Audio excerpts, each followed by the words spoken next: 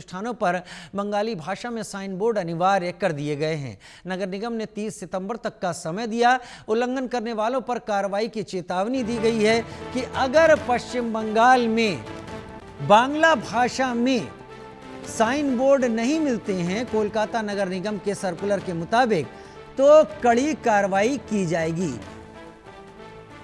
30 सितंबर तक का समय दिया गया है, यानी करीब करीब अब 22 23 दिन का समय बचा है, जिसके बीच में सभी दुकानदारों को अपने बोर्ड बांग्ला भाषा में करने होंगे।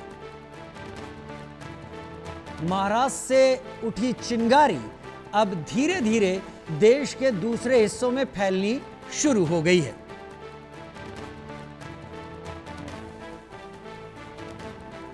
नगर निगम ने 30 सितंबर तक का समय दिया, यानी पश्चिम बंगाल में वैसे भी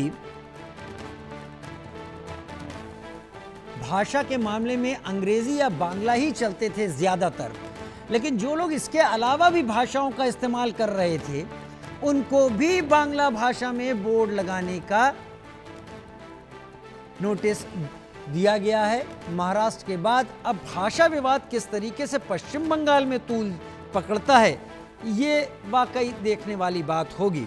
मुख्यमंत्री ममता बनर्जी इस पर करीब करीब पहले भी वो एक बार भाषा को लेकर अपनी बात रख चुकी हैं, लेकिन अब क्या होता है, क्या महाराष्ट्र की तरह पश्चिम बंगाल या कोलकाता में लोगों की पिटाई शुरू की जाती है? क्या राष्ट्रभाषा को प्रमुखता देने पर लोगों पर महाराष्ट्र की तरह पश्चिम बंगाल में ऐसा होता है, या किसी और भाषा में? पश्चिम बंगाल से लगा हुआ राज्य उड़ीसा है, क्या उड़िया में अगर उसके कोई वहां पर उड़िया दुकानदार है तो वहां गए हुए लोगों के साथ ऐसा होता है? ये तस्वीरें बहुत जल्दी ही सामने आनी शुरू हो जाएंगी कि ऐसी चीजों का असर समाज पर किस तरीके से पड़ता है।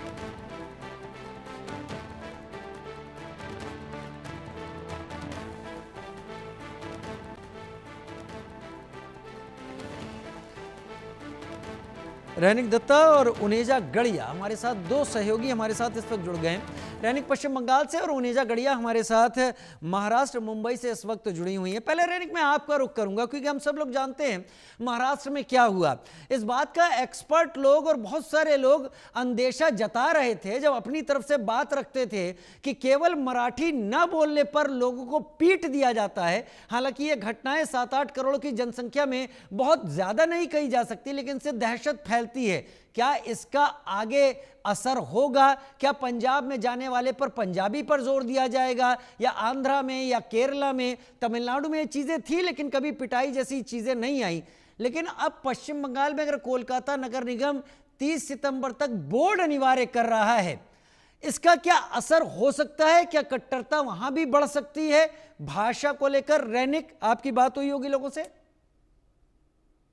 हाँ, एकदम देखिए, बांग्ला भाषा को लेकर इसके पहले भी बंगाल में बहुत सारे मामला सामने आया था। जैसे कि आपकी याद होगा कि पिछले साल दिसंबर महीने का घटना, भाषा को लेकर बंगाली भाषा बोलना पड़ेगा, ऐसा एक वीडियो वायरल हुआ था जो कि नॉर्थ बंगाल से सामने आया था। और बंगाली भाषा छोड़कर दूसरा भाषा में बोर्ड का जो जिक्र ये नोटिफिकेशन में किया गया है, कोलकाता कॉर्पोरेशन की तरफ से ये जो नोटिफिकेशन दिया गया है, इसके पहले भी इस तरीके का नोटिफिकेशन वेस्ट बंगाल गवर्नमेंट की तरफ से भी दिया गया था। क्योंकि मालदा मुर्शिदाबाद का अगर जिक्र किया जाए, जो कि झारखंड बॉर्डर एरिया है, उस एरिया में भी बहुत सारे एरिया में ऐसा दुकान दिखने को मिलेगा जिस जगह पर हिंदी भाषा में दुकान का साइन बोर्ड लिखा हुआ रहता है, मगर उस एरिया में बंगाली लोग सबसे ज्यादा रहता है। और इसी को सामने रखते हुए वेस्ट बंगाल गवर्नमेंट की तरफ से भी इसके पहले बहुत सारे बार नोटिफिकेशन दिया गया था, डिस्ट्रिक्ट मजिस्ट्रेट की तरफ से नोटिफिकेशन दिया गया था। और अभी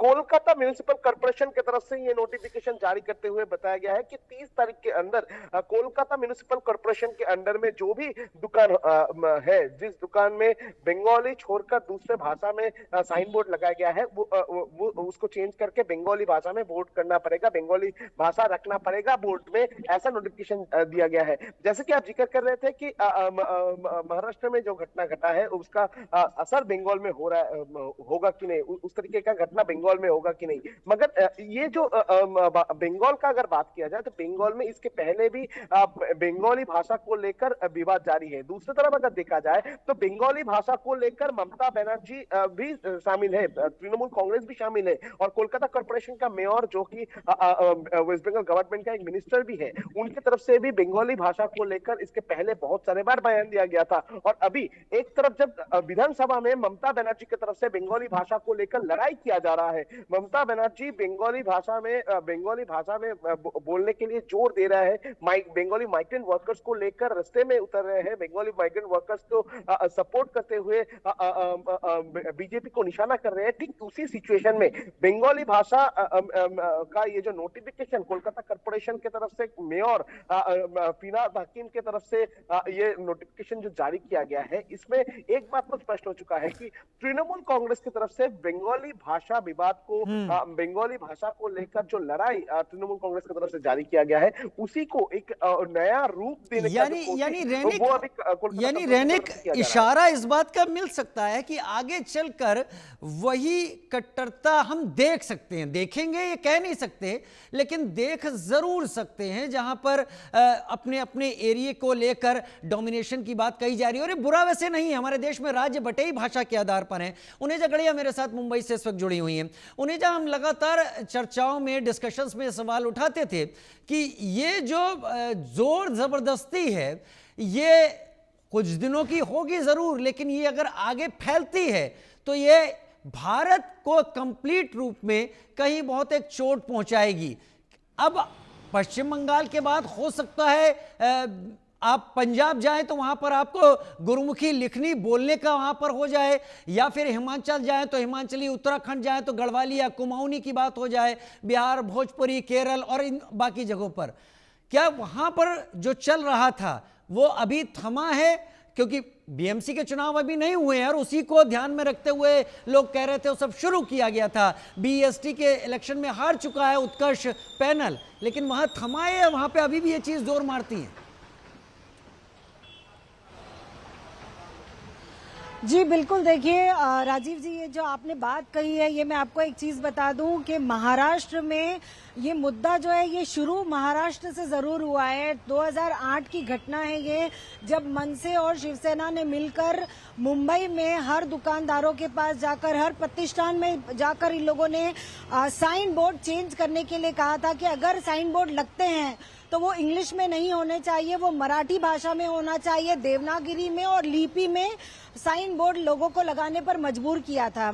इस तरह से अगर ये विवाद बढ़ता रहा और थमेगा नहीं तो डेफिनेटली भारत में जो 28 स्टेट्स हैं, अलग अलग स्टेट्स में, आपने बहुत सही बात कही है कि 28 स्टेट से ये देश जो है 28 भाषाओं पर चलने लगेगा और हर जगह पर अपनी भाषा की जो है एक अलग पहचान होगी। और मुंबई तो हमेशा से अपनी भाषा को लेकर बहुत ही कंट्रोल करना चाहता रहा है और उसने इसकी शुरुआत 2008 में की थी। 2017 में जाकर जो है महाराष्ट्र शासन की तरफ से ये आदेश हुआ कि साइन बोर्ड चेंज किया जाए। साइन बोर्ड चेंज करने की बात तो पुरानी थी, अब जो विवाद है वो भाषा को लेकर भी है कि जैसे आपने पुराने वीडियोस में भी देखा है और यहाँ पर बहुत सारे, मुंबई में हमने कई जगह पर ये देखा है कि हादसे हुए हैं जहाँ मराठी नहीं बोलने पर लोगों को पीटा गया है। तो इसी का असर जो है अब ये बाकी स्टेट्स पर भी दिखता नजर आ रहा है और ये हो सकता है कि और भी आगे जाकर तूल पकड़े। हाँ, डेफिनेटली बात तो यही की जा रही है कि आने वाले जो बीएमसी के चुनाव हैं ये उसके चलते किया गया है, लेकिन अभी तक ये जो विवाद है ये गरमाया हुआ है। जगह जगह पर हम रोज जो है हादसे सुनते रहते हैं, हमारे पास रोज खबरें आती है कि आपस में मुठभेड़ हुई है और मराठी वालों ने नॉन मराठी के ऊपर, मराठी भाषा बोलने के ऊपर मारा पीटा गया है। तो ये जो विवाद है ये तूल पकड़ता जा रहा है, ये रुकने का नाम नहीं ले रहा है, जिसका असर आज आप देख ही रहे हैं कि बाहर के स्टेट्स में भी इसका असर पड़ रहा है और दूसरी भाषा को बोलने के लिए कहा जा रहा है। वाकई ये जो असर है, खैर एक बात हमारे दर्शकों को ध्यान में रखनी होगी कि भारत में जो राज्य हैं